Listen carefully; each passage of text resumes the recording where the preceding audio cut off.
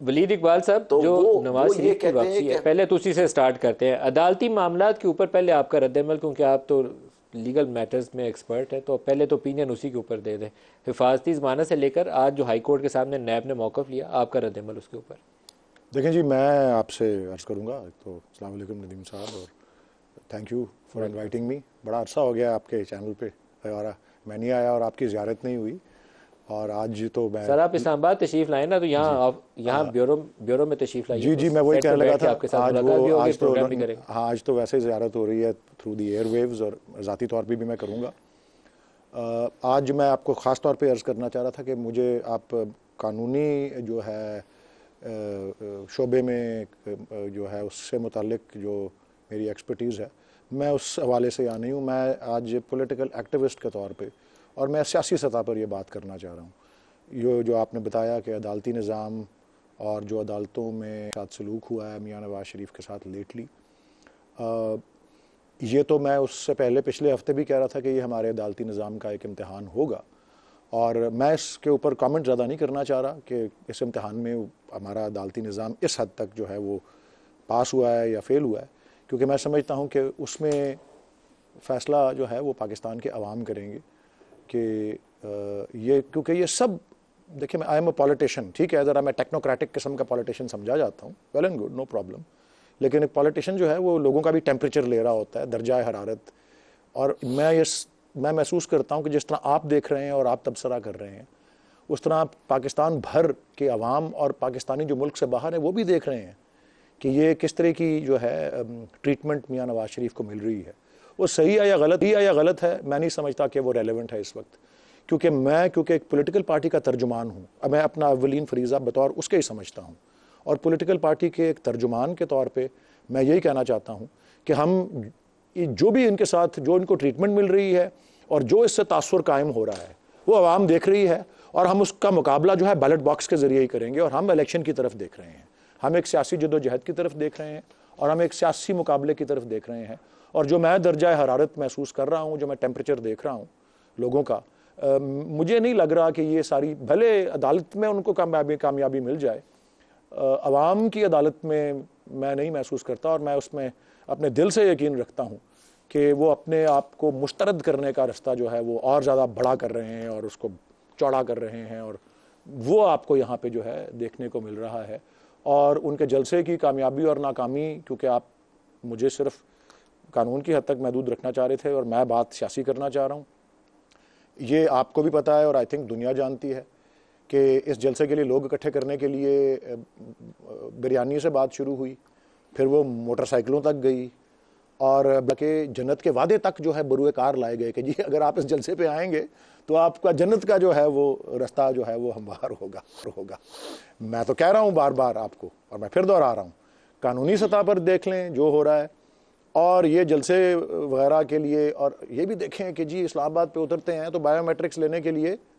वो अदालत का अमला वहाँ आया होता है उनसे, तो ये लोग देख रहे हैं, और मैं समझ रहा हूँ, मैं फिर से दोहरा रहा हूँ, मैं समझ रहा हूँ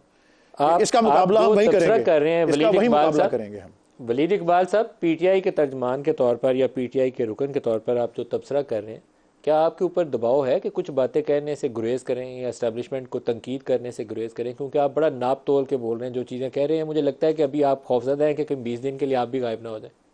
नहीं जी, मैं अल्लाह ताला की ज़ात के अलावा किसी से खौफजदा नहीं हूँ जी, और अल्लाह ताला जो है वो इज़्ज़त और ज़िल्लत जो है अल्लाह ताला के हाथ में ही होती है। मैं आपको ये वाज़े करना चाहता हूँ, आप अपने ही प्रोग्राम्स में जिस दफ़ा आपने मुझे बुलाया है, और मैं समझता हूँ कि वो कोई 20 से लेकर 50 के दरमियान मौके होंगे, मैं जिस तरह हर दफ़ा बोलता हूँ मैं उसी तरह ही बोल रहा हूँ आज भी, और मैं फिर से यही 9 मई के ऊपर आपके क्या सोच है आपकी? 9 मई की आपने तो मेरे ख्याल में पहले भी इसके ऊपर मैंने आपसे राय ली थी, अगर मुझे याद पड़ता है, तो आपने उसको कहा था कि 9 मई को ये जो हमला वगैरह करना ये दुरुस्त नहीं है। आपके प्रोग्राम पे तो ये गुफ्तगू नहीं हुई जी, मैं तो आपके प्रोग्राम पे, मुझे अब याद भी नहीं लास्ट टाइम कब आया था, और यकीनन 9 मई के बाद आपके प्रोग्राम पे नहीं आया था, लेकिन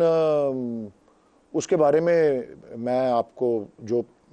मेरा मौक़िफ़ आई थिंक 16 मई को जो है वो वसीम बदामी साहब के प्रोग्राम पर, आई थिंक मैं पीटीआई के पहले तर्जुमानों में था जो कि जिन्होंने वायलेंस की मज़म्मत की, और वायलेंस की मैंने कभी भी तायीद नहीं की, तशद्दुद की जो है, मैंने हमेशा कहा है कि हमारा आइन जिस बात का वादा करता है वो है पुरअमन और गैर मुसल्ला इज्तमा, और बतौर एक सियासी जमात के हमने हमेशा उसी का रास्ता अपनाया है। और मैं ये बारहा अर्ज़ कर चुका हूँ कि कभी भी मेरे जो, अब मुझे 12 साल होने को आ रहे हैं सियासत में और PTI में शामिल हुए हुए, मैंने किसी एक मौके, उस दौरान में कुछ अरसे के लिए PTI लाहौर जो कि अहम डिस्ट्रिक्ट है उसका सदर भी रहा हूँ, मैंने किसी मौके पर भी अपने चेयरमैन को कभी भी पुरतशद्दुद किसी किस्म के या वायलेंस की तरफ जो है तरगीब देने का कभी भी नहीं देखा और सुना। और मैं इसलिए ये कहता रहा हूँ, आप 9 मई की मजम्मत करते? मैं वायलेंस की मजम्मत करता हूँ, हर किस्म के वायलेंस की मजम्मत करता हूँ। और मैंने, अब अगर आप 9 मई का खसूसन पूछना चाह रहे हैं, और मैं दोहरा देता हूँ कि मैंने उस वक्त क्या कहा था, उससे एक हफ्ते के बाद मैंने क्या कहा था। मैंने कहा था कि जी वायलेंस जो है जिसने भी किया है उसको उसका एहतसाब होना चाहिए और कानून की पूरी कुव्वत से उसको जो है अकाउंटेबल होल्ड जो है करना ज़रूरी है, नंबर 1। नंबर 2, जो भी वायलेंस हुआ है वो जिन्होंने भी किया है वो एक अनफरादी फेल था और वो पार्टी की पॉलिसी नहीं थी। और नंबर 3, अब मैं फिर ये तीसरी बात भी दोहरा रहा हूँ कि कानून के नज़दीक और हर लिहाज से तफरीक होनी चाहिए उन अफराद में जिन्होंने तनसीबात पर हमला किया, तनसीबात को नजर आतिश किया, वहाँ पे लूट मार की, शहदा की जो यादगारें हैं उनकी बेअदबी की। उन सब में तफरीक होनी चाहिए उन लोगों से जो कि पुरअमन तरीके से, ना उन्होंने कोई ट्रेसपास किया, ना उन्होंने कोई आर्सन किया, ना उन्होंने कोई लूटिंग की, ना उन्होंने कोई जैसे कहते हैं जो जलाओ घेराओ या किसी किस्म का तशद्दुद किया। उनमें तफरीक होनी चाहिए जो कानून और आइन भी जो है हम पर फर्ज करता है और हम जो हम पर लाजिम करता है। Let me put it. यहाँ आपसे एक और सवाल कर लूँ, यहाँ पे फिर मैं आगे चलूँगा। आज अभी थोड़ी देर पहले, अभी प्रोग्राम शुरू होने से पहले लाहौर से खबर आई है, पंजाब हुकूमत ने एंटी टेररिज्म एक्ट के नीचे जेल ट्रायल करने की मंजूरी दी है 9 मई के वाक़यात के अंदर जो भी मुलव्वस था उनकी। गुज़श्ता रोज़ सुप्रीम कोर्ट ने वो 21D जो है मिलिट्री एक्ट के नीचे पहले ट्रायल चलने की बात थी उसको तो स्ट्राइक डाउन कर दिया। तो आज उसकी डेवलपमेंट ये है कि एंटी टेररिज्म एक्ट के नीचे जेल ट्रायल की मंजूरी पंजाब हुकूमत ने दी है। उन्होंने डिस्ट्रिक्ट्स और FIRों की तफसीलात भी जारी कर दी हैं। तो इसके ऊपर आपका क्या रद्द-ए-अमल है? देखें जी, उसमें 2 लेवल्स पर ये चीज़ जो है इसके ऊपर सवालिया निशान उठता है। एक तो सुप्रीम कोर्ट ने फ़ैसला कल कर दिया और वो क्योंकि मुख्तसर फ़ैसला था और उसकी तफसीलात जो हैं और अभी तक सामने नहीं आई कि क्या उसकी रीज़निंग है। लेकिन चलें, वो तो एक अपनी जगह है, वो तो फ़ैसला हो गया और उस पर भी एक मैं तबसरा पढ़ रहा था कि अमल दरामद भी मुमकिन है या नहीं है, वो एक अलग बात है। एक तफसीली तबसरा अंग्रेज़ी के एक जरीदे में आया हुआ था। लेकिन ये जो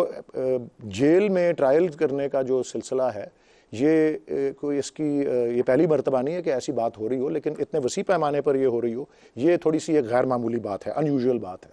और जेल ट्रायल्स वाकई एंटी टेररिज्म एक्ट 1997 में जब मंजूर हुई थी, उसका मकसद जो था वो वाकई टेररिज्म और टेररिस्ट लोगों को जो है उसकी इंसदाद करना और उनको काफ़िर किरदार तक पहुँचाना था। इसके ऊपर बहुत से कानूनी फ़ैसले आए हुए हैं कि जिस तरह से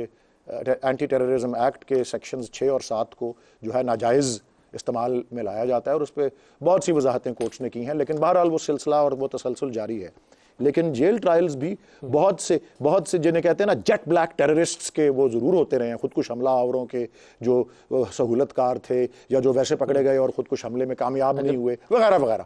इसमें 2 चीज़ें आड़े आ सकती हैं। नंबर 1, हमारे आइन का आर्टिकल 10A ब्रेक करीब आ गई।